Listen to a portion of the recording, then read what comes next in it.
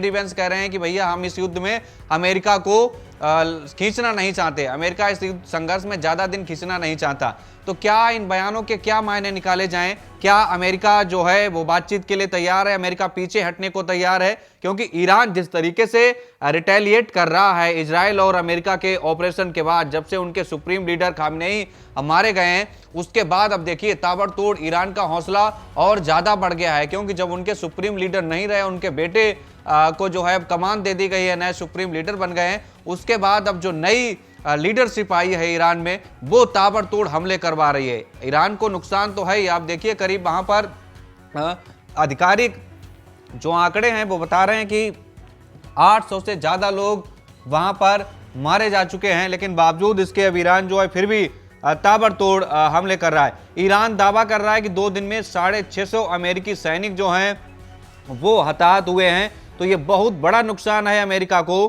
क्योंकि अमेरिका जो हमेशा दावे और बड़े बड़े कह सकते हैं ढींगे मारता था कि हम ये कर देंगे वो कर देंगे, लेकिन बहुत ज्यादा नुकसान अमेरिका को भी हो रहा है। उनके जो सैन्य ठिकाने तबाह हो रहे हैं, सैन्य ठिकाने ध्वस्त हो रहे हैं। इसको देखकर समझकर आप अंदाजा लगा सकते हैं कि अमेरिका के उपराष्ट्रपति जेडी वेंस क्यों पूरी तरीके से घबराए हुए हैं और वो क्यों कह रहे हैं कि अमेरिका इस लड़ाई में ज्यादा खींचना नहीं चाहता, यानी ज्यादा दिन वो संघर्ष करना नहीं चाहता। तो देखिए तस्वीरें लगातार हम आपको दिखा रहे हैं।